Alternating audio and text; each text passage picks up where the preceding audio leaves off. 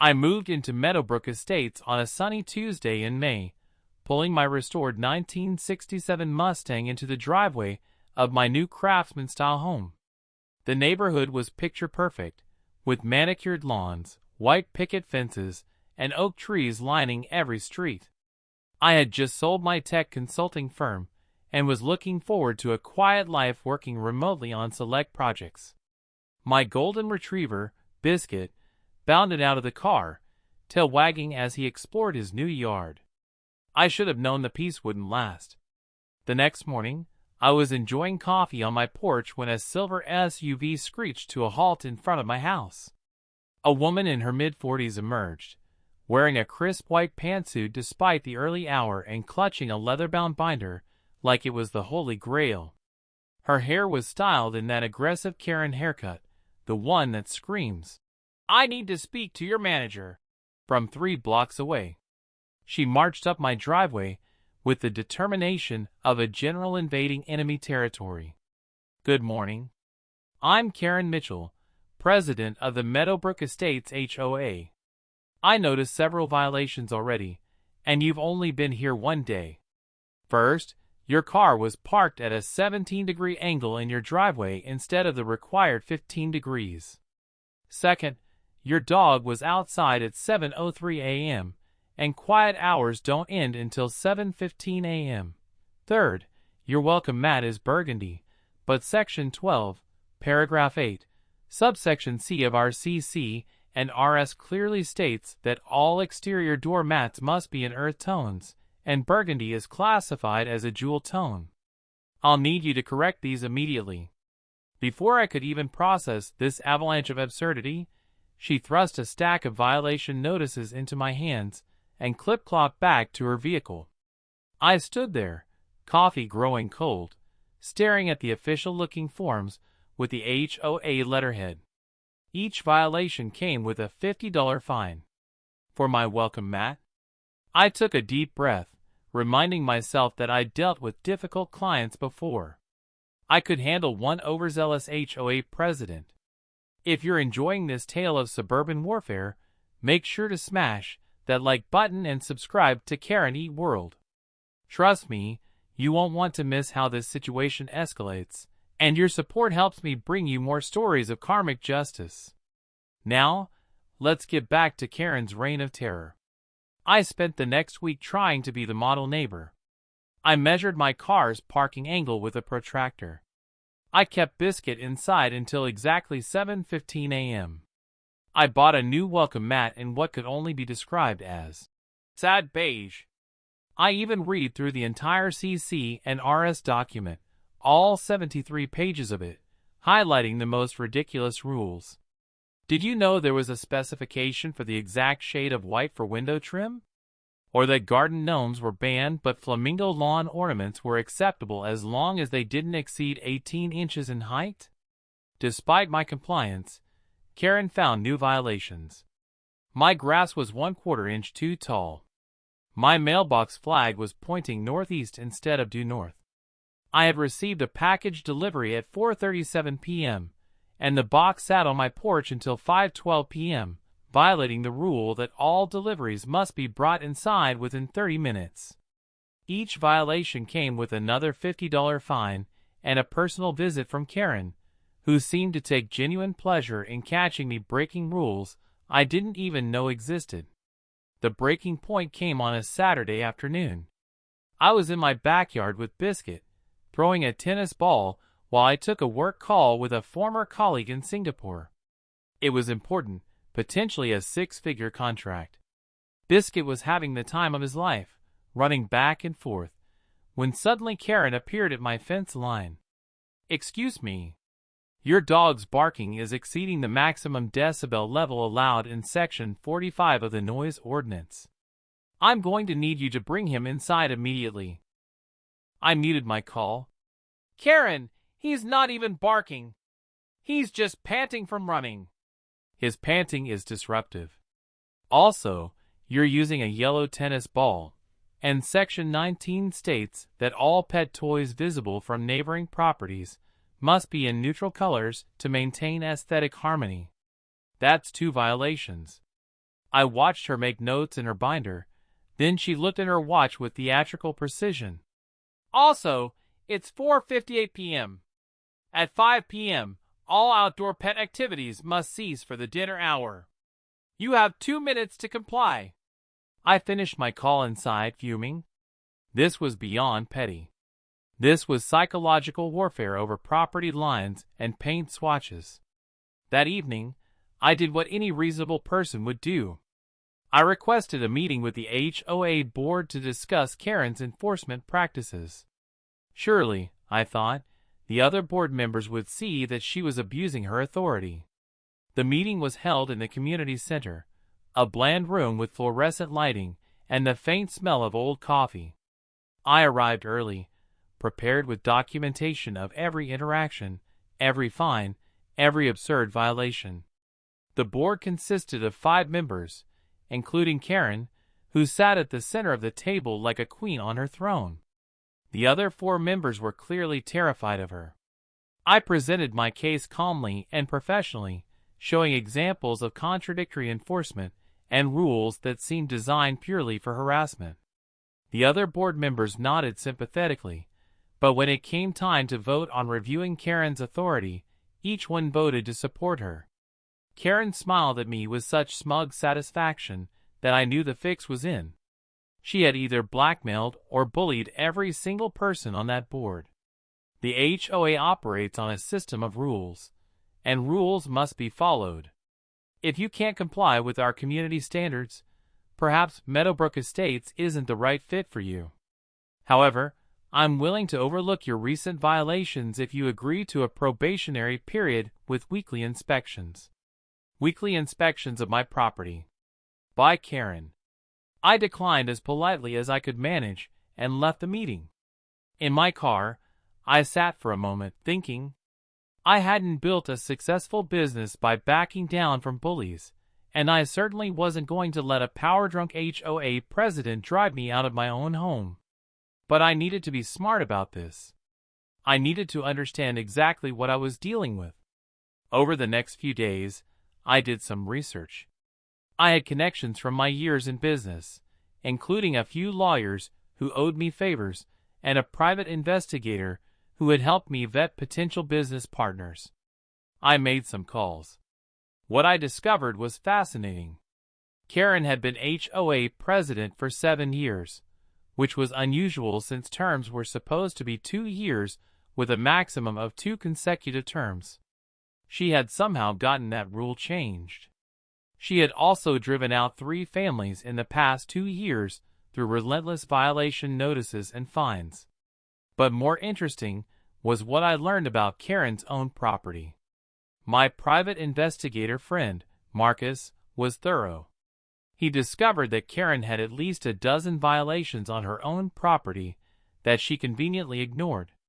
Her shed was 3 inches too close to the property line. Her fence height exceeded the maximum by 2 inches. She had planted non-approved shrubs in her front yard. The list went on. I could have simply reported her violations and called it even. But that felt too easy, too temporary. Karen would find a way to weasel out of it, or just target me even harder. No, I needed something more permanent, something that would use her own obsession with rules and control against her in a way she couldn't escape. And then, during one of my sleepless nights reading through property records and zoning laws, I found it. The perfect solution was hiding in plain sight. The Meadowbrook Estates HOA had one peculiar rule that I had initially overlooked.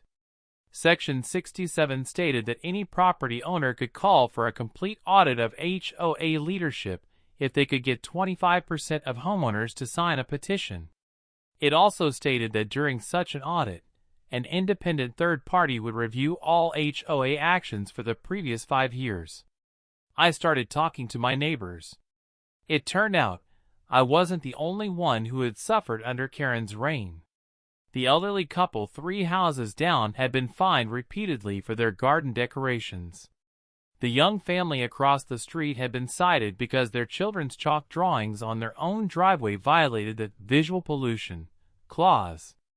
A retired veteran 2 blocks over had been harassed about his flagpole height. Everyone had a story, and everyone was afraid to speak up because Karen had a way of making life miserable for dissenters. I spent 2 weeks quietly gathering signatures, being careful to avoid Karen's notice. I framed it not as an attack on Karen, but as a routine audit to ensure the HOA was operating properly. People signed willingly.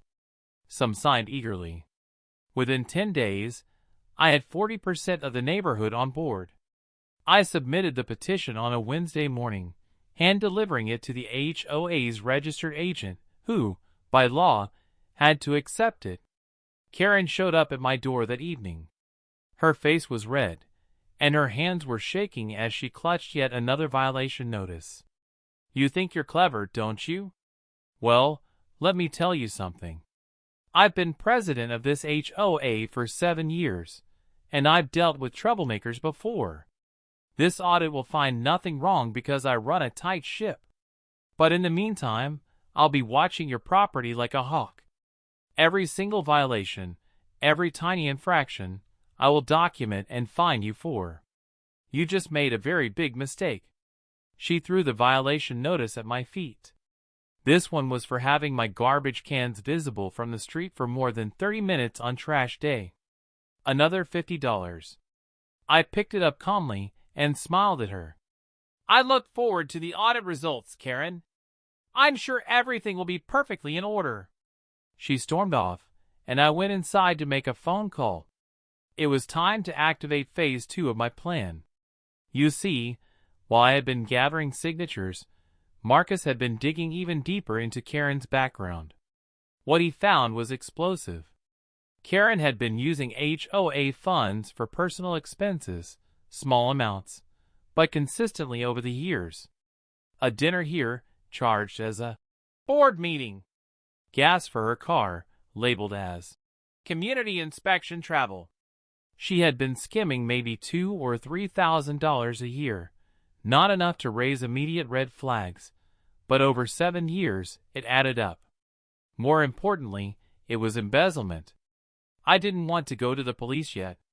That would be my nuclear option.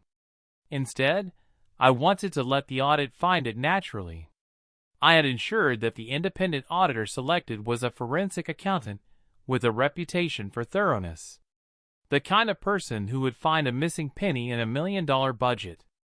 I gave Marcus's findings to a lawyer friend, who confirmed it was actionable but advised me to let the official process play out. For the next 3 weeks, Karen was everywhere. She drove past my house multiple times a day. She measured my grass height with a ruler. She took photographs of my property from every angle, looking for anything she could cite. The violation notices piled up.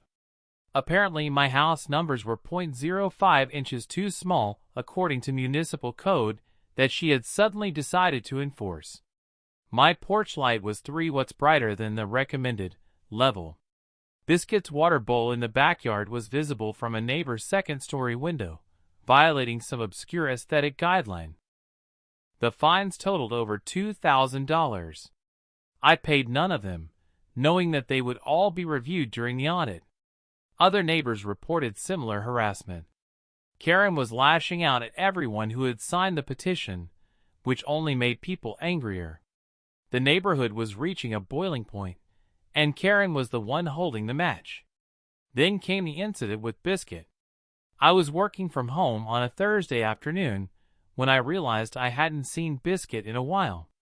He had been in the backyard, and I had been deep in code review for a client. I went outside and called for him. Nothing. I checked the fence. The gate was open, which was strange because I always kept it closed. I started searching the neighborhood, calling his name, panic rising in my chest. An hour later, I got a call from animal control. They had picked up a golden retriever matching Biscuit's description. He had been reported as a dangerous, loose animal by a concerned resident. When I arrived at animal control, they told me that the report had come from Karen Mitchell, who claimed Biscuit had been running loose and had threatened her. They had found him 3 blocks from my house, And fortunately, he was microchipped and wearing his collar, so they could contact me. I was livid but kept my composure as I collected Biscuit and paid the retrieval fee. The animal control officer, a kind woman named Sarah, looked uncomfortable. "Between you and me," she said quietly, "we've had multiple reports from this address about various dogs in your neighborhood. Most of them turn out to be exaggerated or false. But we have to respond to every call. Just keep a close eye on your gates." I thanked her and took Biscuit home, where I immediately installed cameras covering every inch of my property, including the backyard gate. I had a suspicion, and I wanted evidence. Sure enough, 2 days later, the footage showed Karen entering my backyard through the side gate at 2 in the afternoon while I was on a video conference. She propped the gate open, called Biscuit over, and then led him out to the street with treats. Then she called animal control and reported a loose, dangerous dog. She had kidnapped my dog to harass me. I made copies of the video and added it to my growing file. This wasn't just petty HOA violations anymore. This was criminal. But I still waited because the audit results were coming, and I wanted all my ammunition ready at once. The audit took 6 weeks, and the results were delivered on a Monday morning. The auditor requested an emergency board meeting to present the findings. The entire neighborhood seemed to know something big was coming. People gathered outside the community center, even though it wasn't a public meeting. I sat in the front row, calm and prepared. Karen sat at the board table, confident and smug, clearly believing the audit would vindicate her. The auditor, a serious man in his 60s named Robert Chen, didn't waste time with pleasantries. He opened his laptop and began presenting his findings. Misappropriation of funds totaling $19,473 over 7 years. Falsification of board meeting minutes to hide the misappropriation. Selective enforcement of rules that constituted harassment and potential discrimination. Violation of the HOA's own bylaws regarding term limits. And, most damning, evidence of accepting payments from a landscaping company in exchange for requiring all homeowners to use only the company for certain services. The room was silent except for Robert's voice. Karen's face went from smug to pale to red as each finding was revealed. The other board members looked shocked. When Robert finished, he recommended immediate suspension of Karen from the board pending a full investigation and potential legal action. "This is ridiculous. This is a witch hunt. That audit is biased and incorrect. I demand a recount." "Ms. Mitchell," Robert said calmly, "these are documented facts supported by bank records, receipts, and witness statements. You have the right to dispute them through the proper legal channels, but the evidence is quite clear." I raised my hand. "I have something to add to this discussion." I pulled out my phone and played the video of Karen entering my property and leading Biscuit away. The room erupted. Neighbors who had gathered outside could hear the shouting. One of the board members, a mild-mannered accountant named Doug, stood up. "Karen, is this true? Did you take his dog?" He was running loose. I was helping. "This is taken out of context." "The video clearly shows you opening my gate and luring him out," I said. "I have the full footage time-stamped. I also have reports from animal control about your multiple false claims. This isn't HOA business anymore. This is criminal trespass and pet theft." The board voted unanimously to remove Karen as president, effective immediately. They also voted to forward the audit findings to local authorities for investigation. Karen stood up, her chair scraping loudly against the floor. "You haven't heard the last of this. I'll sue you. I'll sue the HOA. I'll sue everyone. You can't do this to me." But I wasn't done. While Karen had been focused on the audit, I had been working on the final phase of my plan. You see, during my research, I discovered something interesting about Meadowbrook Estates. The HOA owned several common areas, including a small park and a strip of land that served as the main entrance to the neighborhood. That entrance, with its brick columns and Meadowbrook Estates sign, was on property that the HOA had a lease for, not ownership of. The actual owner was a property management company that had forgotten about it years ago. I had bought that property management company. Well, technically, I had bought the assets and contracts through an LLC, but the result was the same. I now owned the land that the Meadowbrook Estates entrance sat on. And the lease had expired 3 years ago, something Karen had never bothered to check or renew. Which meant the HOA had been using my property without permission for 3 years. The morning after Karen's removal from the board, I had a construction crew install a gate at the neighborhood entrance. A legal, code-compliant gate that I, as the property owner, had every right to install. Access would require a code that I would provide to all residents, except those in violation of property law. I also installed cameras and private property owner permission required signs. Then I did something that was perhaps petty but entirely legal. I filed a formal complaint with the police about Karen's trespassing on my property and theft of Biscuit, including all video evidence. I also provided the audit findings to the district attorney's office for review of potential embezzlement charges. Karen found out about the gate first. She called me, screaming so loudly I had to hold the phone away from my ear. "You can't block the neighborhood entrance. This is illegal. I'm calling my lawyer." "Actually, Karen, it's completely legal. I own that property, and the HOA's lease expired. I'm happy to grant access to all residents in good standing.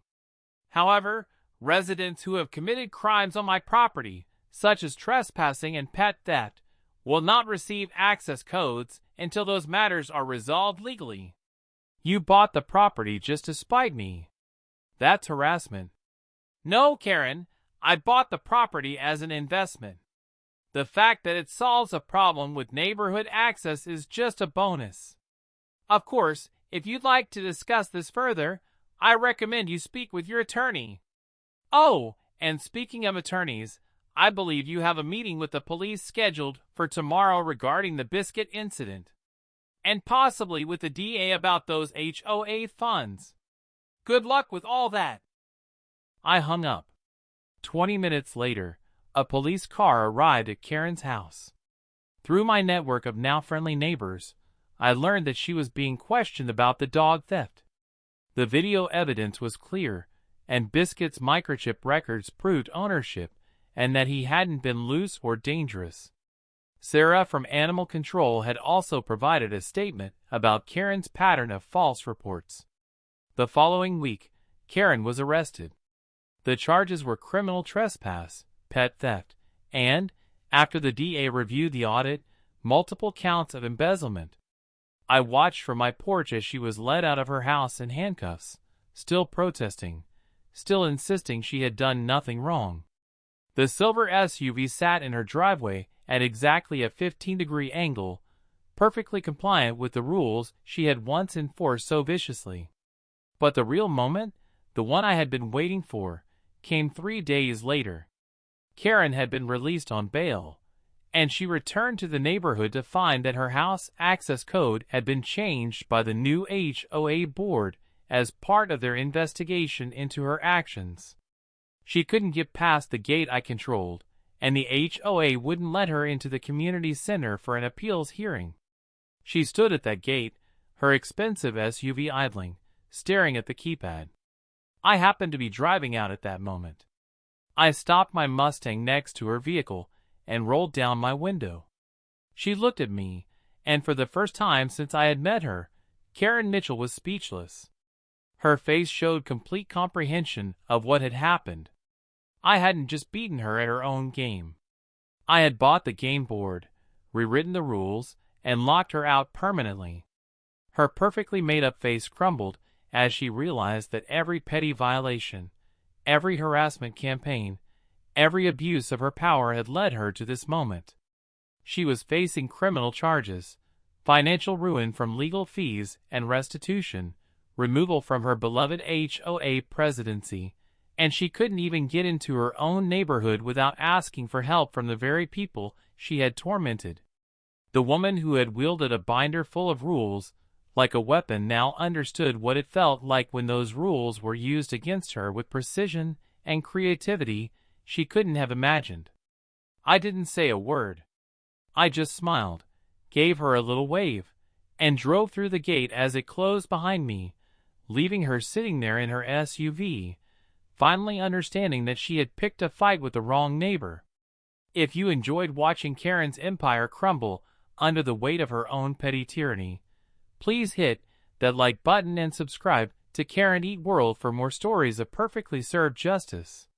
Your support means everything, and trust me, I have plenty more tales where this came from. Until next time, remember, sometimes the best revenge is simply letting karma do its job, preferably with a little strategic assistance.